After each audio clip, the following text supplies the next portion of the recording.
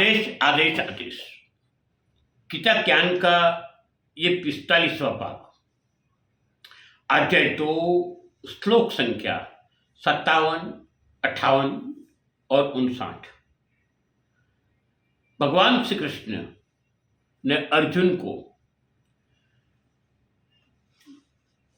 अर्जुन के प्रश्न था और ये प्रश्न के अनुसार स्थित प्रज्ञ के लक्षण बताते हैं।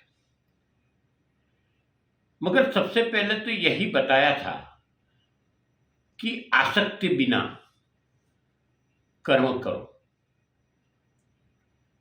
मगर उसकी विस्तृत चर्चा और क्या हाल होते हैं ये बताते हैं।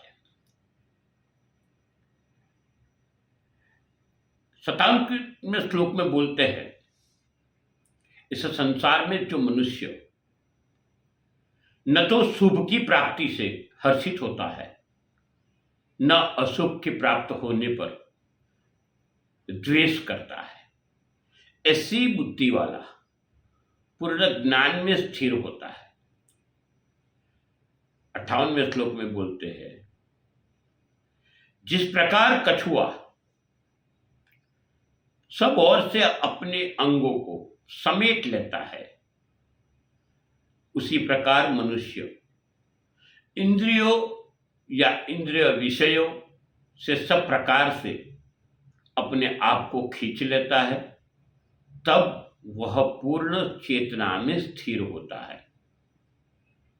59वें श्लोक में बोला, इंद्रियों के विषय में ग्रहण न करने वाले मनुष्य के विषय मिट जाते हैं, परंतु उनमें रहने वाली आसक्ति हमेशा बनी रहती। ऐसे स्थिर बुद्धि वाले मनुष्य की आसक्ति भी परमात्मा का साक्षात्कार करके मिट जाती है। भगवान श्री कृष्ण अर्जुन को स्थित प्रज्ञ के लक्षण समझाते हैं कि हर जगह पे खुद को माया रहित बनाना, खुद का कई चीज हम बोलते हैं कि हमारा है, खुद का कहलाने वाली शरीर, इंद्रिया, मन, बुद्धि, या तो आगे कह सकते हैं कि स्त्री, पुरुष, घर, धन इत्यादि पैकी किसी में भी आसक्ति नहीं होनी चाहिए। या तो दूसरे शब्द में कहे तो माया नहीं होनी चाहिए। जहां अपेक्षा होती है, आसक्ति होती है, वहां निराशा प्राप्त होती है। चीजों की बात करें तो सबसे पहले खुद का भी भरोसा नहीं है, क्या कि खुद पे भी आसक्ति नहीं रखनी चाहिए, क्योंकि ये शरीर है, वो एक न एक दिन तो नाश होने ही वाला है।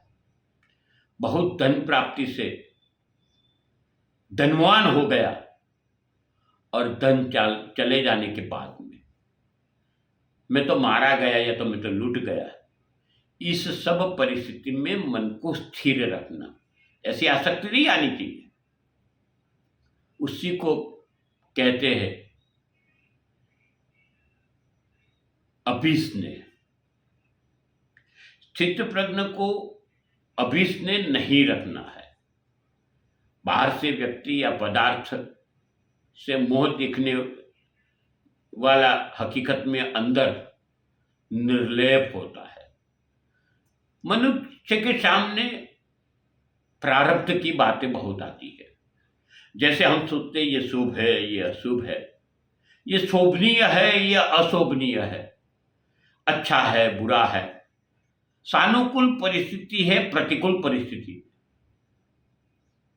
सानुकूल परिस्थिति, प्रतिकूल परिस्थिति, शुभ अशुभ की भावना दिमाग में से निकालना जरूरी है। हृदय में भी नहीं रहना चाहिए, क्योंकि सानुकूल परिस्थिति में आनंद होता है, प्रतिकूल परिस्थिति में द्वेष उत्पन्न होता है। मगर जिसको स्थित प्रज्ञ का ज्ञान है, या तो जो स्थित प्रज्ञ में स्थिर है, वो ना तो सानुकूल परिस्थिति में खुश होता है, ना प्रतिकूल परिस्थिति में उद्वेग पाता है। वो हमेशा एक ही स्वभाव से रहता है, अभिनंदित भी नहीं होता और क्रोधित भी नहीं होता। परिस्थिति के अनुसार पहले बताया कि कोई जगह पे हमने आशा रखी तो वहां निराशा पैदा होती है।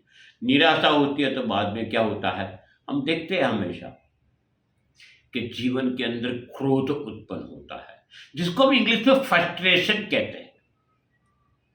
और फ्रस्ट्रेशन का दूसरा स्टेप आता है डिप्रेशन। ये एक दूसरे से जुड़ा हुआ है। कर्म करो मगर परिणाम की अपेक्षा मत रखो। परिणाम जो आएगा वो देखा जाएगा।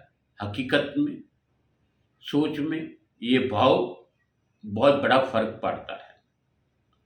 फर्क कहाँ कहाँ आता है? अगर निराशा आती है तो फर्क कहाँ आता है? मन पे आता है, बुद्धि पे आता है, वर्तन में आता है, शरीर के लक्षण में आते हैं। यही सोच होती है कि अंदर से मस्त रहना।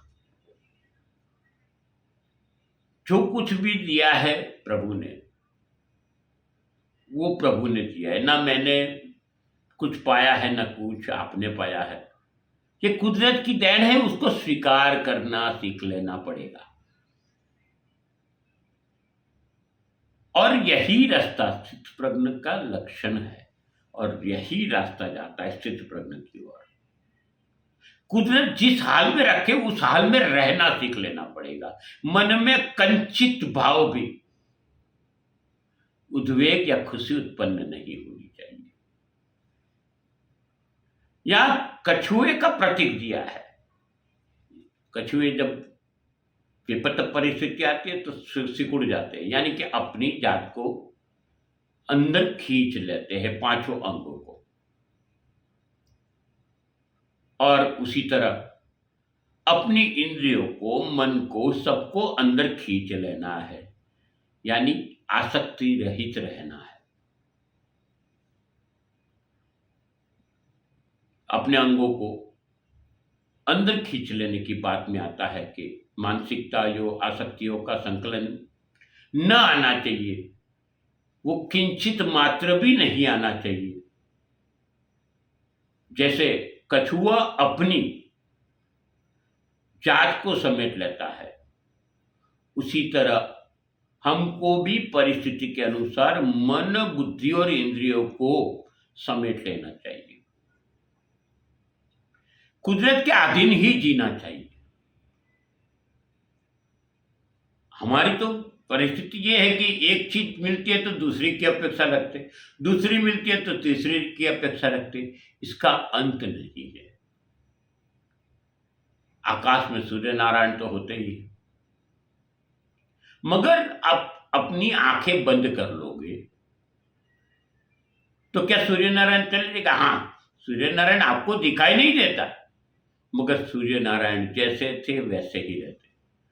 ऐसे ही आप उद्वेग प्राप्त करोगे, खुशी प्राप्त करोगे, तो परिस्थिति बदलने वाली नहीं। परिस्थिति वो की वो ही रहती है, सिर्फ अपनी जात को कंट्रोल करना है।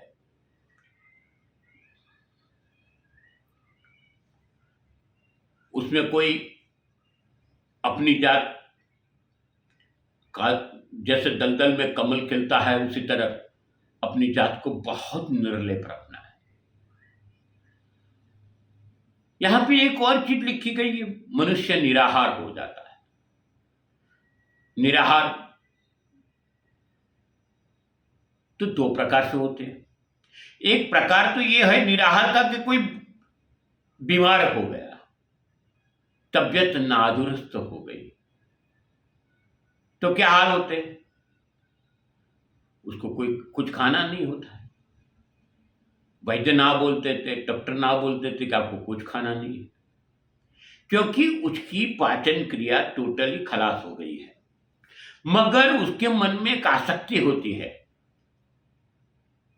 कि मैं अच्छा होके खाऊंगा। मगर यहां निराहार की बात की है, त्याग देने की बात की।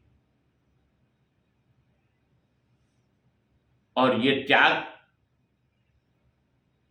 अलग प्रकार का होता है। इंद्रियों से त्याग करना है, मन से त्याग करना, बुद्धि से त्याग करना, अपनी मस्ती में चले जाना और साधना में लग जाना, ये बहुत जरूरी है। वो भी बिना आसक्ति के। इसमें अहम का नाश करना जरूरी है। मैं खुद को बोलते हैं मैं पढ़ा दूर कर दो, मैं कुछ नहीं हूं। त्याग करना भी इतना जरूरी है। मैं पढ़ा का भी त्याग कर। इतनी बड़ी पृथ्वी, ब्रह्मांड में देखो तो पृथ्वी तो बहुत छोटी है। पृथ्वी के अंदर कहां हम हैं, ढूंढने जाओगे तो कुछ नहीं है, मगर फिर भी मैं हूं, मैं हूं, मैं हूं में से ऊपर नहीं आते। यही तात्पर्य स्थित प्रज्ञ का। खुद को पहचानो और खुद के साथ बात करना सीखो। सनातन धर्म की ऐसी ही बातें गीता से जोड़िए, आगे हम करते रहेंगे। आपको विनती है कि इस चैनल को शेयर करें, सब्सक्राइब करें, इसके बैजू में घंटी को दबाइए ताकि हम जब भी वीडियो पोस्ट करें तब आप तक पहले पहुंच जाए। इस वीडियो को लाइक करिए और लोगों तक पहुंचाइए।